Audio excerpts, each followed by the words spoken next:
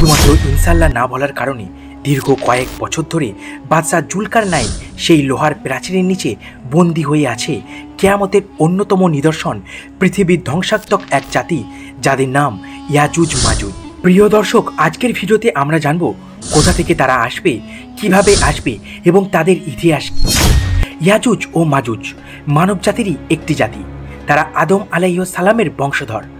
কোরআনে তাদেরকে ফাসাদ সৃষ্টিকারী বা ধ্বংসাত্মক জাতি হিসাবে বর্ণনা করা হয়েছে। আল্লাহ তাআলা সূরা কাহাফে বলেছেন, তারা যখন পৃথিবীতে ফাসাদ সৃষ্টি করত তখন এক ন্যায়পরায়ণ রাজা তাদের বিরুদ্ধে একটি বাঁধ নির্মাণ করেছিলেন। কোরআনে বলা হয়েছে, জুলকারনাইন নামের এক ন্যায়পরায়ণ বাদশা দুনিয়ার পূর্ব পশ্চিম ভ্রমণ করে একটি স্থানে পৌঁছান। সেখানে তিনি দেখতে পান মানুষ ইয়াজুজ মাজুজের হাত থেকে রক্ষা পেতে তাকে অনুরোধ করছে। তখন জুলকারনাইন লোহার পাত ও গলিত তামা দিয়ে বিশাল এক প্রাচীর নির্মাণ করলেন। এটি এত শক্তিশালী ছিল যে ইয়াজুজ মাজুজ তা ভেদ করতে পারল না, তার ওপরে উঠতেও পারল না। এইভাবে তারা কিয়ামত পর্যন্ত বন্দী হয়ে রয়ে গেল সেই প্রাচীরের আড়ালে। হাদিসে এসেছে, ইয়াজুজ মাজুজ প্রতিদিন সেই প্রাচীর খুঁড়তে থাকে। দিনভর খুঁড়ে তারা যখন মনে করে প্রায় শেষ, তখন রাত নামলে তারা ক্লান্ত হয়ে ঘুমিয়ে যায়। কিন্তু ভোর হলে দেখে গতকালের গর্ত আবার আগের মতো পূর্ণ হয়ে গেছে। এভাবে তারা প্রতিদিন চেষ্টা করছে, কিন্তু সফল হচ্ছে না। তবে একদিন আল্লাহর ইচ্ছায় তারা বলবে, ইনশাল্লাহ আগামীকাল আমরা বের হব। সেদিন আল্লাহ সেই গর্তকে অপরিবর্তিত রাখবেন, আর পরদিন তারা সফলভাবে পাঁচিল ভেদ করে বের হয়ে আসবে। আল্লাহ তাআলা সূরা আল আম্বিয়াতে বলেছেন, যখন ইয়াজুজ ও মাজুজকে মুক্ত করা হবে, তারা দ্রুত গতিতে প্রতিটি উচ্চ স্থান থেকে নেমে আসবে আর সত্য প্রতিশ্রুতি নিকটে চলে আসবে। এ আয়াত থেকে বোঝা যায়, একবার তারা বের হলে পৃথিবীতে ছড়িয়ে পড়তে তাদের সময় লাগবে না। হাদিসে এসেছে, তারা পৃথিবীর প্রত্যেকটি কোণে ছড়িয়ে পড়বে। তারা যা পাবে তাই খেয়ে ফেলবে, ফসল, পশু, এমনকি নদীর পানি পর্যন্ত।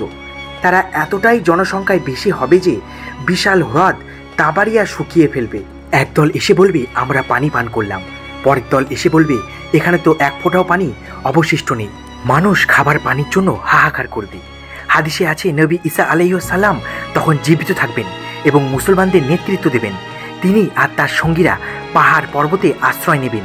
মানুষ এতটাই বিপদে পড়বে যে তারা বলবে, পৃথিবীতে ইয়াজুজ মাজুজ ছাড়া আর কেউ কি বেঁচে আছে? মুসলমানরা নবী আলাইহিস সালামের সাথে মিলিত হয়ে আল্লাহর কাছে দোয়া করবে। তখন আল্লাহ তাআলা তাদের ঘাড়ে একটি বিশেষ কীট পাঠাবেন। যেমনভাবে ভেড়া হঠাৎ করে মারা যায়, তেমনি ইয়াজুজ মাজুজ সবাই একসাথে মৃত্যুবরণ করবে। তাদের মৃতদেহ পাহাড়ের মতো জমে থাকবে। এত দুর্গন্ধ হবে যে পৃথিবীতে থাকা কঠিন হয়ে যাবে। তখন আল্লাহ আকাশ থেকে বিশেষ পাখি পাঠাবেন, যাদের গলা হবে উটের মতো। তারা সেই লাশগুলো তুলে নিয়ে যাবে এবং সমুদ্রে ফেলে দেবে। এরপর আল্লাহ প্রবল বৃষ্টি বর্ষণ করবেন। পৃথিবী ধুয়ে পরিষ্কার হয়ে যাবে, আবার সবুজে ভরে উঠবে। ইয়াজুজ মাজুজের ঘটনা আমাদের জন্য একটি শিক্ষা। দুনিয়া চিরস্থায়ী নয়। আল্লাহ যখন চান তখনই সব শক্তিশালী জাতিকে ধ্বংস করে দেন। কিয়ামতের আলামতগুলো আমাদের মনে করিয়ে দেয়, আমাদের প্রস্তুত থাকতে হবে, আল্লাহর পথে ফিরে আসতে হবে। প্রিয় দর্শক, আপনি যদি ইসলামিক ভিডিও দেখতে ভালোবাসেন তাহলে আমার চ্যানেলটি সাবস্ক্রাইব করে বেল আইকনটি প্রেস করে রাখুন।